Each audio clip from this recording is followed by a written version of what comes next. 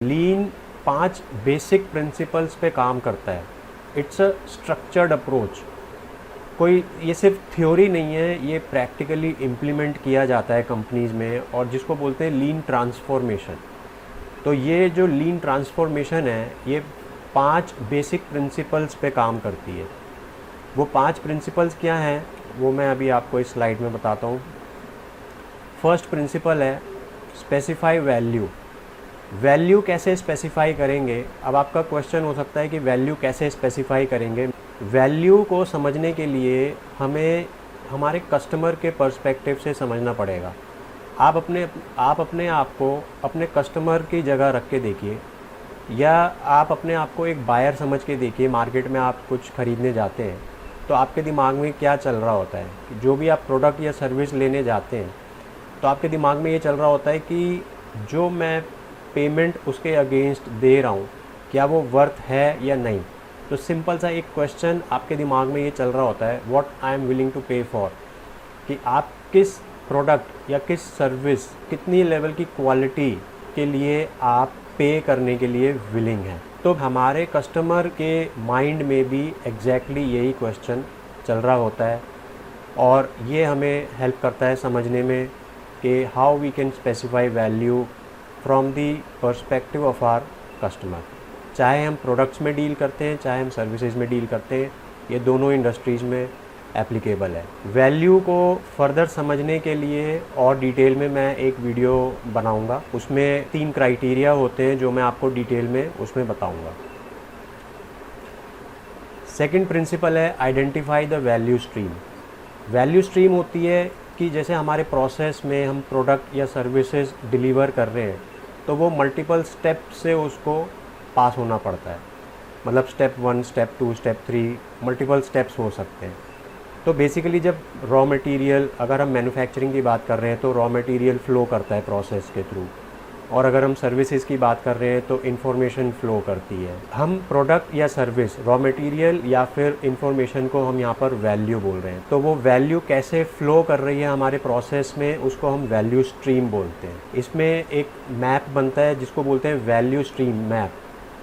जैसे आप यहाँ देख सकते हैं ये VSM लिखा हुआ है, इसकी फुल फॉर्म होती है वैल्यू स्ट्रीम मैपिंग। लीन में प्रॉब्लम्स को आइडेंटिफाई करने के लिए, करंट सिचुएशन में जो प्रॉब्लम्स हैं उनको आइडेंटिफाई करने के लिए एक मैप बनता है जिसको बोलते हैं वैल्यू स्ट्रीम मैप, जिसका स्ट्रक्चर कुछ इस तरीके से होता है, और ये एक सिंपल प्रोसेस मैप या फ्लो चार्ट से थोड़ा डिफरेंट होता है।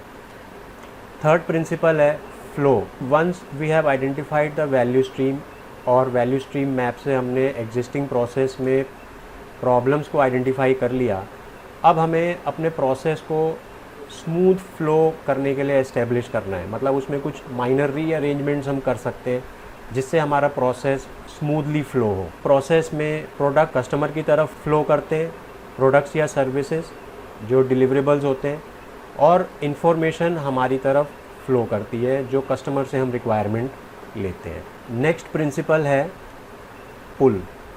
पुश और पुल में डिफरेंस ये होता है कि अभी अगर मैं एक एग्ज़ाम्पल लूँ, एक मैन्युफैक्चरिंग इंडस्ट्री का एग्ज़ाम्पल ले लेते हैं, तो वहाँ पे मान लीजिए 10 स्टेप्स हैं। एक प्रोडक्ट के रॉ मटेरियल को फ़्लो करना पड़ता है 10 स्टेप से। तो स्टेप 1 पे जब उसको प्रोसेस हुआ, उसके बाद उन्होंने अपना स्टेप पूरा करके, अपना प्रोसेस पूरा करके, और उसको स्टेप 2 को प्रोसेस होने से पहले उसको साइड में रख दिया। अब वो क्वांटिटी इन्वेंट्री कहलाती है, जो वो रॉ मटेरियल है वो वर्क इन प्रोग्रेस कहलाता है।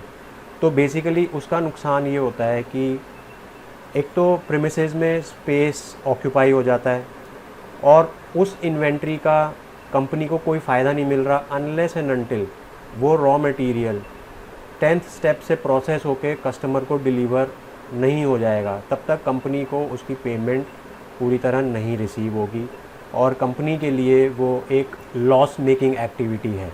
तो वो बेसिकली फाइनेंशियल स्ट्रेस भी क्रिएट करता है कंपनी के ऊपर, और इन्वेंट्री बेसिकली कंपनी में और भी हर्डल्स और भी प्रॉब्लम्स क्रिएट करता है जो हम डिटेल में आने वाली वीडियोस में समझेंगे। अगर हम पुश से शिफ्ट होके पुल के बारे में सोचें तो पुल बेसिकली 2 स्टेप प्रोसेस है। कस्टमर की रिक्वायरमेंट को अच्छे से समझ के और अपने डिलीवरेबल्स को उसी हिसाब से प्लान करें तो हम ज़्यादा एफिशिएंटली काम कर सकते हैं और हम अपने कस्टमर को भी बेटर सेटिस्फैक्शन प्रोवाइड कर सकते हैं। तो ये जो 4 प्रिंसिपल्स हैं, specify value, identify the value stream, establish flow in the business process, it may be a manufacturing process और सर्विस इंडस्ट्री का भी प्रोसेस हो सकता है ये। और 4th प्रिंसिपल है pull. Instead of pushing to the next process और to the customer, we have to adopt the pull system.